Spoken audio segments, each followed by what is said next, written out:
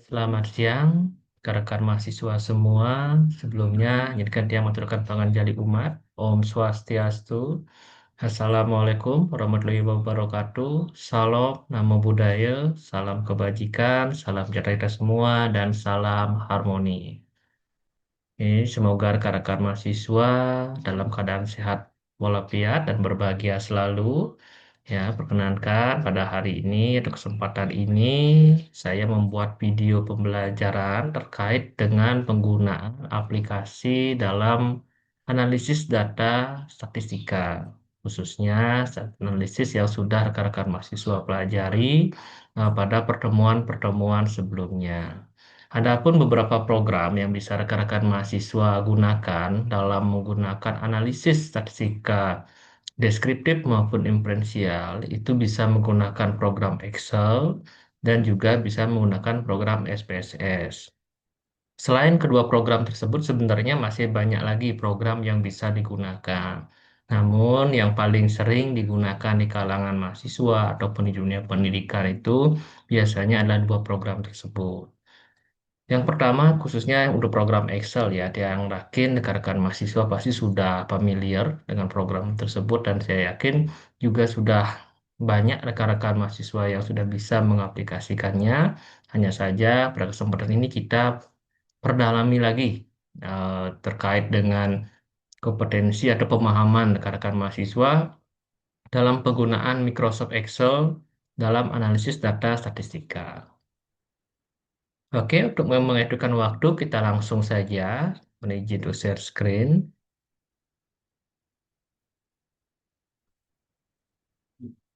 Oke, seperti biasa ya, rekan-rekan mahasiswa, apabila rekan-rekan mahasiswa ingin menganalisis data menggunakan Microsoft Excel, jadi rekan-rekan mahasiswa harus membuka dulu Microsoft Excel-nya, atau buka programnya. Nah, setelah itu akan muncul tampilan seperti yang ada di layar. Nah, setelah itu rekan-rekan mahasiswa ya kita anggap ya dalam sebuah penelitian menghasilkan 10 data. Ya kita anggap ini ya data acak atau data fiktif ya, jadi mahasiswa semua ya. Ya, jadi ini data untuk kita latihan. Ya, anggap dalam sebuah penelitian itu N-nya itu adalah 10 atau jumlah subjek yang diteliti itu adalah 10 dan ini merupakan data hasil belajar. Dan apabila kita mencari rata-rata, median, modus, ya, dalam Microsoft Excel ini kita awali dengan tanda sama dengan, ya, nah sama dengan.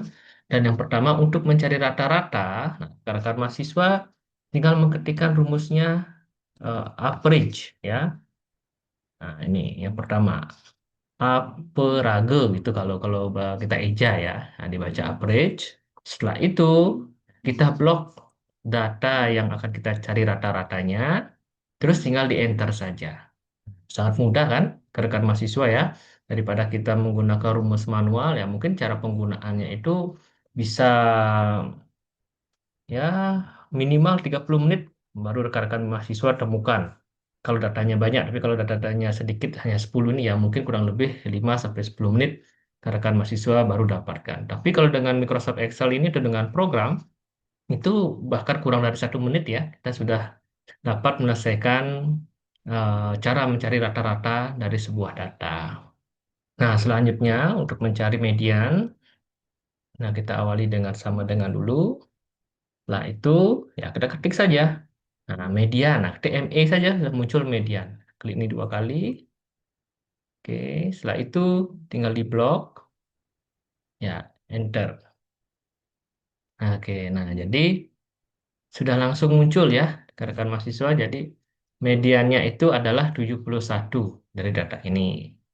Nah, setelah cerita rata, cari median, terus juga mencari modus, cari modus atau nilai yang paling sering muncul, yaitu rumusnya sama dengan, ya tinggal diketik saja, ya mood, ya,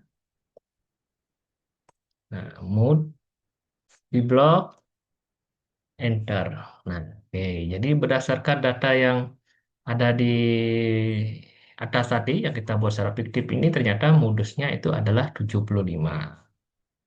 Nah, selanjutnya kalau seandainya rekan-rekan mahasiswa ingin mencari juga analisis yang lain seperti standar deviasi ya, yang sudah kita pelajari, standar deviasi atau simpangan baku, ya rekan mahasiswa nanti tinggal sama dengan seperti biasa, tinggal diketik std, ya std terus pilih stdep. Nah, dia pilih stdep, terus standar deviasi, tinggal di blok, lagi kayak tadi, enter. Oke, jadi dan langsung dapat hasilnya 8,996 sekian gitu ya. Nah, standar deviasi adik-adik di sini ingin mencari varian. Tinggal ya kita mencari varian atau besaran ini sama dengan var. Var, nah, langsung blok, enter. Oke, dan juga didapatkan hasilnya 80,93. Oke. Nah, jadi demikian rekan mahasiswa ya, kalau kita ingin mencari min, median, modus, standar deviasi, maupun varian dalam menggunakan analisis Microsoft Excel.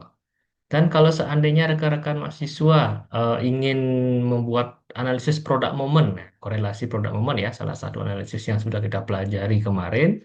Nah, untuk korelasi produk momen itu kan pasti ada dua buah data ya, rekan-rekan mahasiswa ya. Ada buah data yang kita akan analisis. Nah, maka dari itu, ya anggap ya, ini kita geser dulu ya, itu bermudah. Ya, di sini saja. Nah, anggap itu data yang pertama tadi, ini adalah data yang kedua. Kita buat fiktif saja.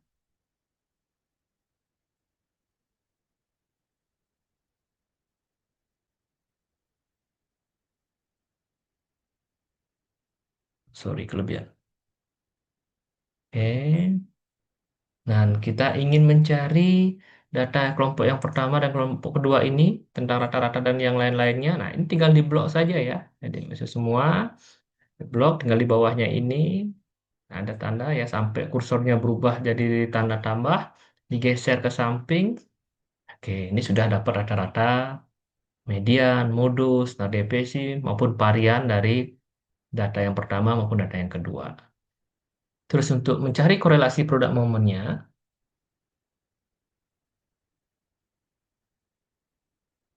oke, nah ini tinggal rekan mahasiswa semua sama dengan seperti biasa. Terus ketik Corel, ya, dan baca Corel gitu ya kalau dibaca. Nah, Corel gitu ya. Tulisannya Corel itu, tapi kalau dibaca Corel. Nah ini ya, di blok satu. Nah, terus dilihat di array-nya nih. Array-nya ini kan diminta titik koma ya. Di beberapa komputer itu ada beda-beda. Ada yang minta titik koma, ada yang minta koma saja. Silahkan diikuti tampilan yang ada di layar Excel kalian itu ya. Karena di sini punya Bapak adalah titik koma. Jadi adik-adik jika titik koma di sini atau kita set titik koma, setelah itu lanjut ke blok yang kedua. Nah, setelah sudah kita enter saja. Oke, jadi sudah didapatkan ternyata hasil dari korelasi produk Momenti ini adalah 0,69 sekian. Ya, jadi sangat gampang ya, jadi semua. Kalau sudah kita menggunakan program, jadi analisis yang kita pelajari mungkin sudah beberapa hari atau beberapa minggu kemarin, ini bisa kita selesaikan pulang waktu hanya mungkin 5 sampai 10 menit saja ya. Dan untuk mempermudah adik-adik di sini untuk membaca ya, rekan-rekan mahasiswa membaca yang komanya ini kan banyak sekali ya. Ya kita blok saja nih. Kita kurangi komanya. Kita bulatkan jadi dua angka belakang koma. Nah, demikian. Jadi, saya ulangi ya caranya. Rekan-rekan mahasiswa blok dulu ya data yang akan kita ingin kurangi komanya dalam artian angka di belakang komanya, terus cari di tools number ya di atas ini number. Ya, cari yang tanda panah ke kanan, ya, kita tekan sampai banyak koma yang kita inginkan atau butuhkan pada analisis ini. Oke, berdasarkan yang tadi sudah kita lakukan, nah ini sudah muncul dia dua angka belakang koma. Oke, demikian rekan-rekan mahasiswa ya, kalau untuk menggunakan Microsoft Excel, ya saya rasa tidak ada kendala ya. Ini kan sangat gampang sekali. Tuh. Oke, selanjutnya kita beralih ke analisis menggunakan SPSS, rekan mahasiswa. Dalam penggunaan analisis SPSS ini, ya silahkan nanti rekan-rekan mahasiswa kalau ingin mencoba cari program SPSS, itu bisa menggunakan SPSS for Windows ya tentunya. Itu tipenya banyak, itu tapi saran saya cari yang dari SPSS tipe 16 ke atas. Ya bisa SPS 17, 18, 19, 20, 21, 22 maupun 25. Ataupun SPSS yang lainnya. Silahkan nanti dicari. Yang penting ya, tujuannya sama bisa untuk mengolah data seperti itu. Dan juga nanti untuk penginstalan SPSS ini ya karena programnya cukup berat itu karena size dari programnya juga lumayan besar, kurang lebih 500 megabyte ke atas. Sehingga apabila rekan-rekan mahasiswa ingin menginstal di laptop rekan-rekan mahasiswa semua, mohon dipastikan dulu laptopnya dalam keadaan sehat. Takutnya nanti karena di beberapa kejadian, apabila kita menginstal program SPSS ini karena dia itu berat, ya, atau besar size programnya, itu menyebabkan laptop dari rekan-rekan mahasiswa itu ada yang lambat jadinya, atau bahkan hang ya, atau blue screen, nah, sampai error dia. Nah, itu beberapa kasus yang pernah terjadi, sehingga saya katakan mahasiswa di sini ya mohon kenali ya perangkat yang kalian miliki kalau seandainya masih bagus dan dirasa masih kuat dalam menginstal program yang cukup besar ini, ya silahkan diinstal. Tapi kalau seandainya dirasa laptopnya sudah agak, ya mohon maaf, agak sudah lama dan juga agak lambat, alangkah baiknya ya tidak menginstal ya. Takutnya nanti ada kenapa-napa laptopnya, kasihan kan, dia tidak gara-gara menginstal sebuah program ini, laptop adik-adik mahasiswa itu sampai nanti hang ataupun harus diinstal ulang kan kasihan. Oke ya, lanjutkan ya. Di sini tampilan dari program SPSS, di mana pada program SPSS itu ada dua buah layar ya yang bisa kita lihat, itu yang pada di bawah ini, ya ada data view dan ada variable view.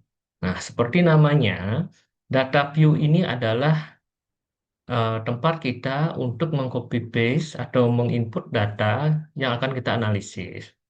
Terus ada pada variable view, nah, rekan-rekan mahasiswa ini di sini adalah untuk menamai ya variabel apa saja yang rekan-rekan mahasiswa analisis. Oke, kita mulai dalam penginputan data dulu ya. Kita cari data view dulu dan kita copy paste ya dulu ya untuk data yang tadi sudah kita buat di Microsoft Excel ya untuk mempercepat. Kita pindahkan di data view ini. Nah, setelah kita pindahkan, kita namai ya, rekan mahasiswa. Nah, anggap data yang pertama itu adalah motivasi belajar. Ya, kita isikan nama di labelnya dan kita isikan ya X ya, nah, sebagai kode saja ya, rekan-rekan mahasiswa ya penamaannya. Terus anggap di sini Y-nya, data yang kedua adalah Y, itu adalah hasil belajar. Oke, jadi anggap rekan-rekan mahasiswa di sini jadinya dalam sebuah penelitian, rekan-rekan mahasiswa mengukur tentang motivasi belajar dan hasil belajar siswa sekolah dasar. Nah, itu seandainya ya. Jadi berdasarkan penelitian itu, rekan-rekan mahasiswa mendapatkan data yang seperti di layar ini, data kelompok X dan kelompok Y. Nah, yang pertama, apabila tadi kan pada Microsoft Excel, kalau kita mencari rata-rata, median, modus, maupun analisis yang lainnya itu harus satu per satu. Tetapi kalau menggunakan SPSS, rekan-rekan mahasiswa bisa sekaligus dalam sekali klik atau sekali langkah itu bisa mencari analisis deskriptif yang kita butuhkan. Oke, caranya. Nah, ini kan sudah ya selesai penginputan, mudah-mudahan sudah dipahami dan penambahan variabelnya. Kita cari analyze. Terus deskriptif statistik. Nah, terus cari frekuensi. Nah, kedua data ini, tipasi dan hasil belajar, kita pindahkan ke kanan ya. Setelah itu, kita cari statistik. Nah, di statistik ini kan ada banyak pilihan atau kotak yang bisa rekan-rekan mahasiswa centang ya. Nah, di sini kita pilih sesuai dengan keperluannya. Nah, di sini kan ada min. Min itu adalah data ya. Data ini media nilai tengah, mode itu modus, sum ini jumlah. Nah, silakan. Nah, anggap kita perlukan keempat ini. Kita centang semuanya. Nah, setelah itu, nah di bidang di dispersion, nah adik silakan. Kalau umpamanya memerlukan nada deviasi, ya tinggal klik aja nada deviasi. Kalau adik memerlukan varian, ya klik varian. Rentangan, atau ring, ya kita klik. Skor minimum atau skor terendahnya, ya dari data itu. Skor maksimumnya, nah itu kalau diperlukan, kita centang. Terus pada analisis uji normalitas kemarin pun juga rekan-rekan mahasiswa kan ada pelajari tentang kurtosis maupun squamous ya. Nah, kalau dikira perlu ya, karena kan mahasiswa centang juga sini. Nah, ingat ya, jadi yang kalian centang ini merupakan yang akan muncul nanti dalam analisisnya. Sehingga silakan mencentang yang diperlukan saja, tidak harus semuanya dicentang, rekan semua. Setelah dicentang, kalian continue.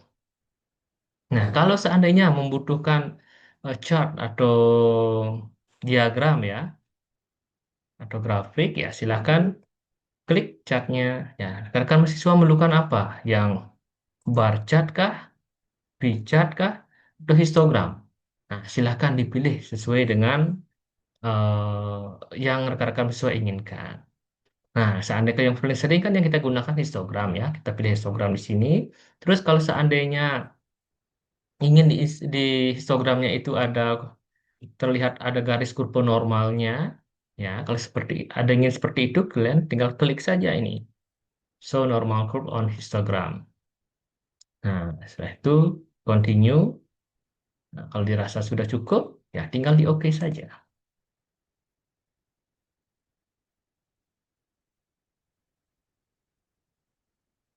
Oke, agak tunggu ya, karena ini masih proses rekan-rekan mahasiswa. Ya, seperti yang tadi saya sampaikan, memang untuk SPSS ini agak berat sedikit ya, sehingga dalam proses analisisnya, aduh, outputnya pun juga agak cukup lama menunggunya. Ini masih running frequencies. Ya. Sabar dulu.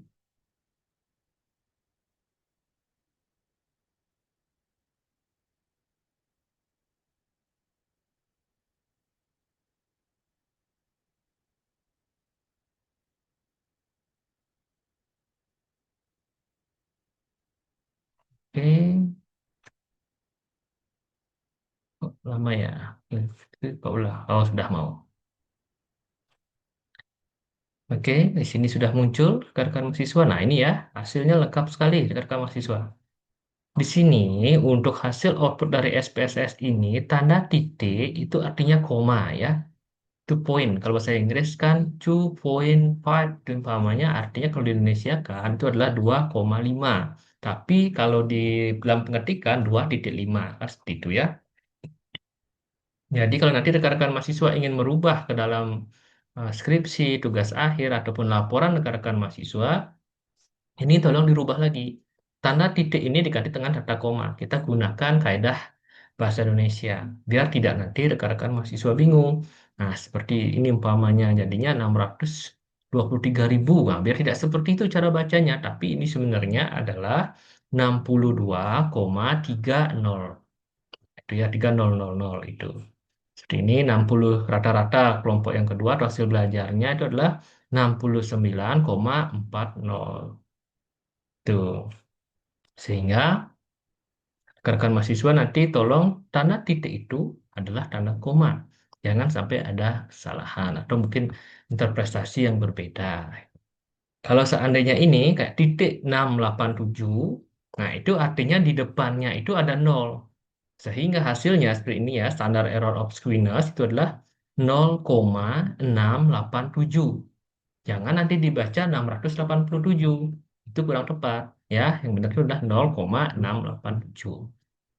Oke, jadi berdasarkan tabel yang sudah ada di layar ini, nah, kan sudah gampang sekali ya, karena mahasiswa sehingga tinggal satu kali langkah itu sudah bisa menghasilkan analisis rata-rata, median, modus, standar deviasi, varian, squamous, dan yang lain-lainnya. Disesuaikan dengan kebutuhan rekan mahasiswa semua. Nah, terus kalau ini ingin kalian pindahkan ke dalam Microsoft Word, ya tinggal copy aja ya. Klik kanan, ya copy, buka Microsoft Word-nya,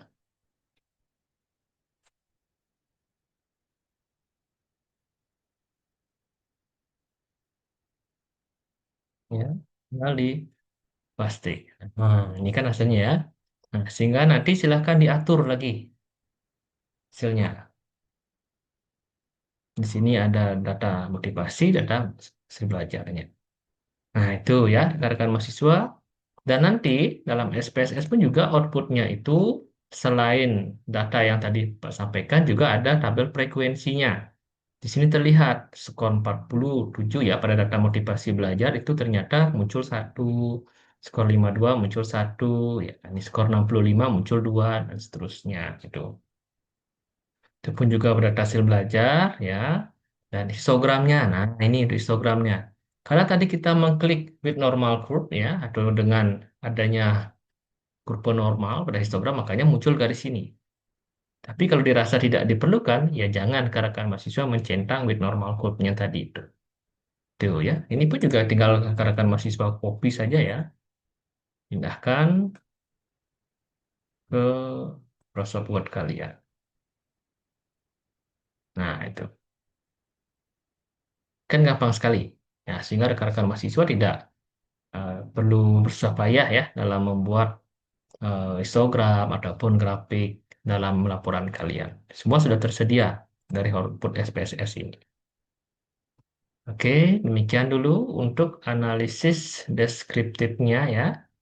Nah, mudah-mudahan semua sudah bisa dipahami. Oke, selanjutnya, mohon maaf, apa salah klik malah keluar screen ya. Selanjutnya itu adalah analisis, ini kita close dulu ya. Analisis untuk korelasi produk momen. Oke, tadi kan sudah kita pelajari korelasi produk momen. Nah, karena kan mahasiswa tinggal cari analyze, ya kita anggap sebuah penelitian ingin mengkaji tentang hubungan atau korelasi antara motivasi belajar eh, dengan hasil belajar siswa, umpamanya. Sehingga data X yaitu data motivasi tadi, data Y itu adalah hasil belajar, ya sekarang tinggal kita mencari korelasinya saja dengan mencari analyze, correlate, bivariate, ya, terus dipindahkan motivasi dan hasil belajarnya. Setelah itu, tinggal oke saja. Nah, dan langsung muncul ya. Sini hasilnya. Hasil korelasinya atau persen korelasian atau korelasi produk momennya itu adalah 0,692. Dengan signifikansi, nah, atau signya ini adalah 0,27. Nah, jadi berdasarkan hasil ini, ternyata korelasinya adalah signifikan atau tidak. Di sini. Dilihat nih kan ada correlation is significant at the 0,05 level detail. Nah, ini lebih besar apa lebih kecil signifikansinya? Silakan rekan-rekan mahasiswa nanti pelajari. Tuh. Bisa caranya itu dengan mencari R hitung atau 0,92 membandingkan dengan R tabel, atau dia signifikansinya di atas 0,05 atau di bawah 0,05. Kalau di sini, misalkan 0,027. 0,027 ini di atas apa di bawah 0,05. Oke, coba dipikirkan dulu. Ya, hasilnya ini kan di bawah dari 0,05. Apabila hasilnya itu di bawah dari 0,05, kalau di sini kan kalau kita bulatkan artinya 0,03. Itu artinya hasil analisisnya adalah signifikan.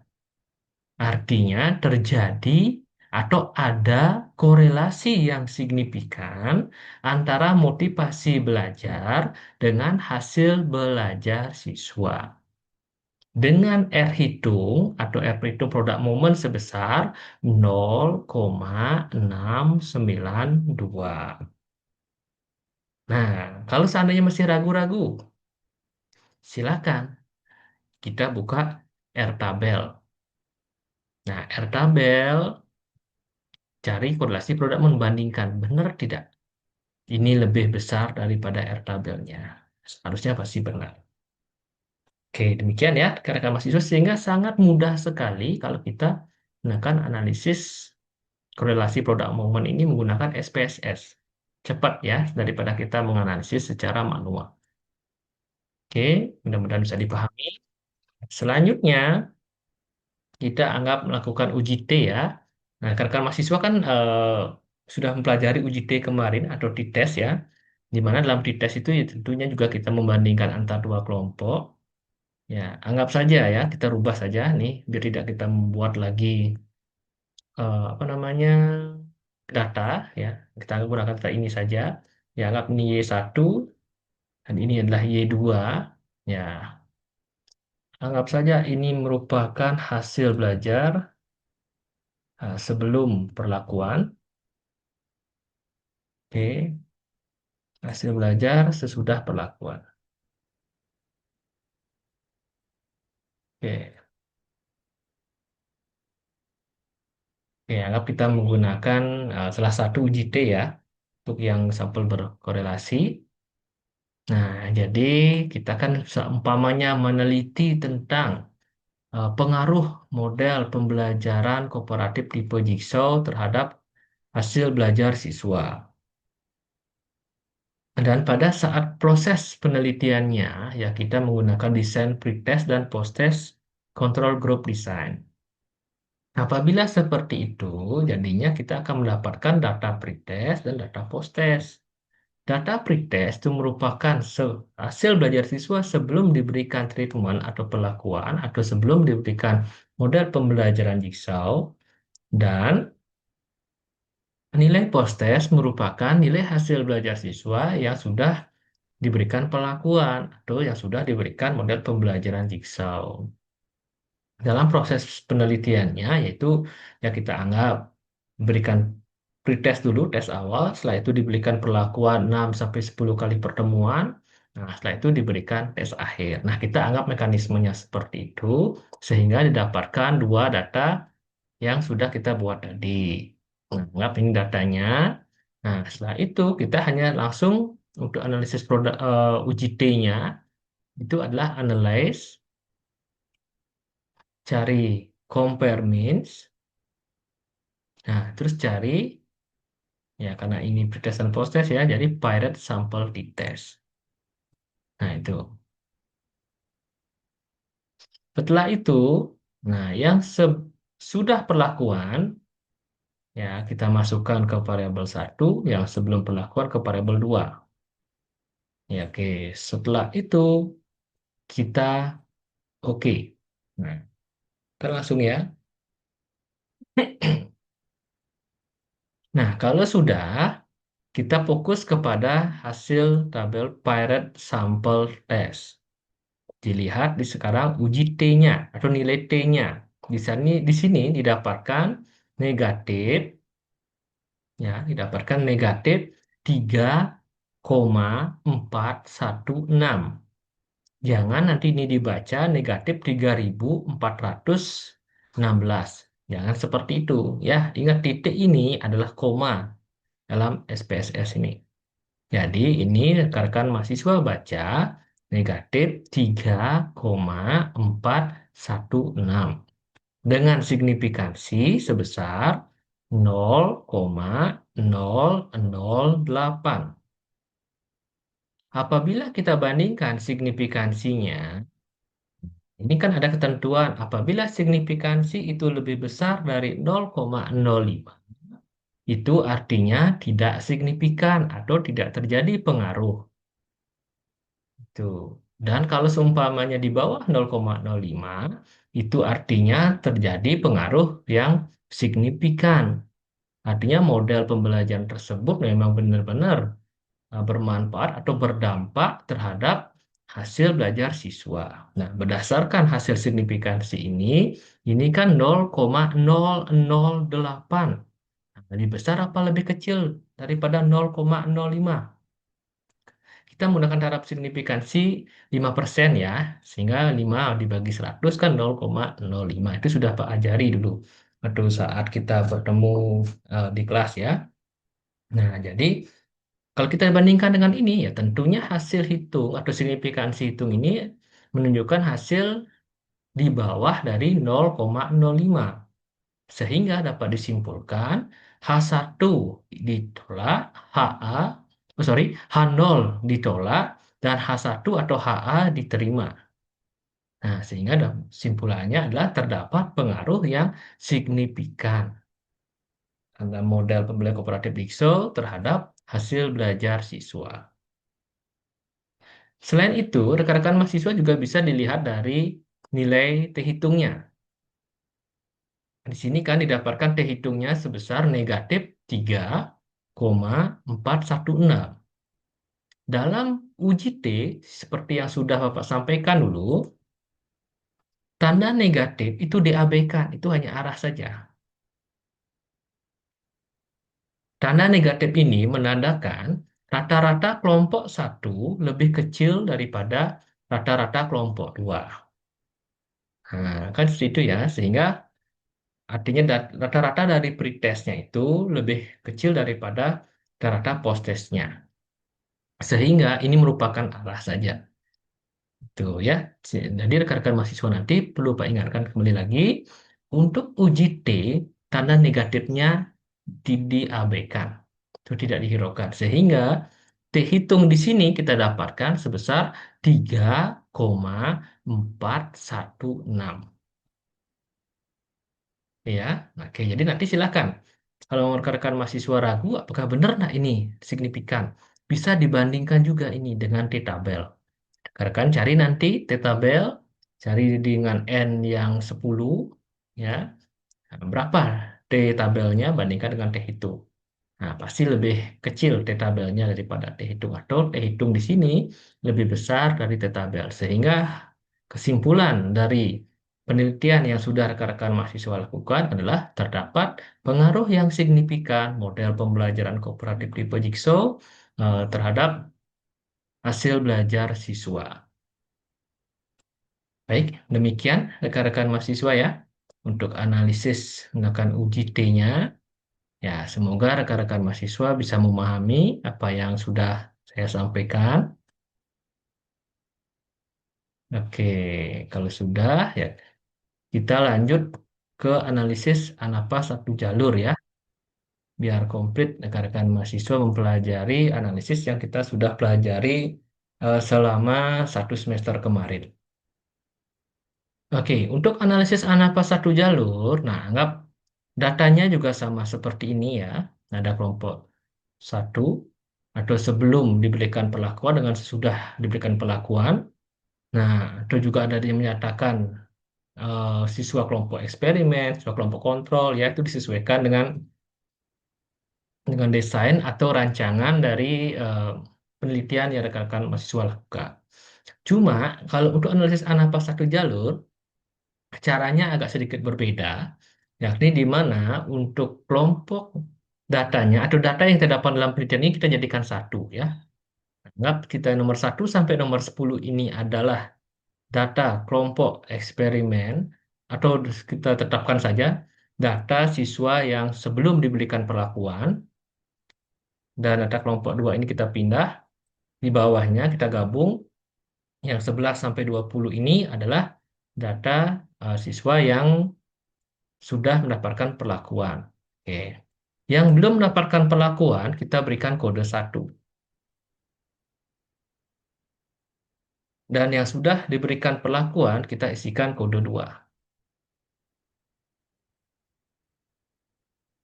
Oke, setelah itu, di variable view, ya kita atur, terubah ya.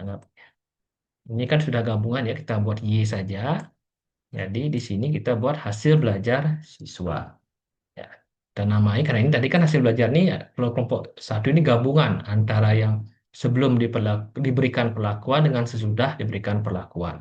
Setelah itu untuk Y2-nya ini kita rubah jadi K, ya kita buat kelompok saja. Kita berikan kode kelompok untuk bermudah. Setelah itu cari di values ya, di kolom values, klik di sini ya. Terus di value ini nilai 1 itu artinya sebelum diberikan perlakuan, terus add yang dua sesudah diberikan perlakuan. Ini add juga. Nah, 1 dan 2 ini merupakan kode yang tadi sudah kita buat di pada data view-nya ya. Oke, jadi kode yang di sini rekan-rekan mahasiswa. Jadi 1 ini adalah sebelum perlakuan, 2 ini sudah perlakuan. Oke, kalau sudah kita desain seperti ini, rekan-rekan mahasiswa tinggal mencari analyze lagi. Ya, tetap di compare min, terus cari one way ANOVA. Itu lanjut. Untuk variabel hasil belajar, kita pindahkan ke dependent list. Untuk kelompok, kita pindahkan ke factor list. Nah, setelah itu, apabila memerlukan uji homogenitas, umpama ya, nah kita cari option, klik homogeneity of variant test. Nah, karena seperti yang sudah Pak ajarkan sebelumnya, kalau uji T, uji ANAVA satu jalur itu ya, itu menggunakan atau memerlukan uji asumsi atau uji persyaratan, yakni uji normalitas dan uji homogenitas varian itu ya. Nah, di sini kita sekalian analisis ya, uji homogen dan uji ANAVA-nya. Kita continue, terus oke. Nah, ini hasilnya rekan-rekan mahasiswa semua ya. Nah, jadi berdasarkan uji ANAVA satu jalur, kita lihat di kolom ANOVA. Nah, di sini didapatkan ternyata signifikansinya itu adalah 0,067 dengan F hitung itu sebesar 3,792. Nah, berdasarkan hasil dari uji ANAVA satu jalur ini, itu artinya kan nilai signifikansinya lebih besar dari 0,05. Apabila nilai signifikansinya lebih besar dari 0,05, itu artinya data ataupun hasil penelitian kalian itu tidak terdapat pengaruh yang signifikan. Atau H0-nya yang diterima, H1-nya ditolak. Nah, ternyata berdasarkan analisis kalau tadi uji T, datanya mau signifikan. H1-nya yang diterima, H0-nya ditolak. Tapi kalau ANAVA satu jalur, ini kebalik hasilnya. Ternyata H1-nya yang ditolak, H0-nya yang diterima. Tidak terdapat pengaruh yang signifikan. Nah, kalau seandainya hal ini terjadi, silakan rekan-rekan mahasiswa tentukan mau menggunakan analisis yang mana. Apakah uji T ataupun ANAVA satu jalur. Silakan dipilih. Yang mana lebih menguntungkan bagi rekan-rekan mahasiswa dalam penelitian kalian. Ya, tapi biasanya sih kalau kita dalam sebuah penelitian pasti dari awal sudah menentukan apakah ingin menggunakan uji T atau T-test ataupun menggunakan uji ANAVA satu jalur. Nah, silakan dipilih. Dan terus, nah untuk di uji homogenitasnya kita lihat di tabel test of homogeneity of varian. Nah, di sini dicari dulu based on mean-nya. Atau kita lihat dari based on mean-nya di sini, signifikansinya. Yang paling atas ya adalah 0,446. Apabila nilai signifikansi ini di atas 0,05 atau 0,446 itu artinya datanya homogen. Jadi datanya homogen. Nah, terus kalau untuk uji persyaratan lagi satu, yakni uji normalitas, nah rekan-rekan mahasiswa bisa cari dengan analyze, descriptive, explore. Analyze, descriptive, explore. Nah, pindahkan hasil belajar siswa ke dependent list, kelompoknya itu ke factor list. Terus cari option. Oh, sorry. Cari plots ya. Cari plot, terus klik normality plot with test. Tuh. Terus continue. Oke. Nah, didapatkan sini.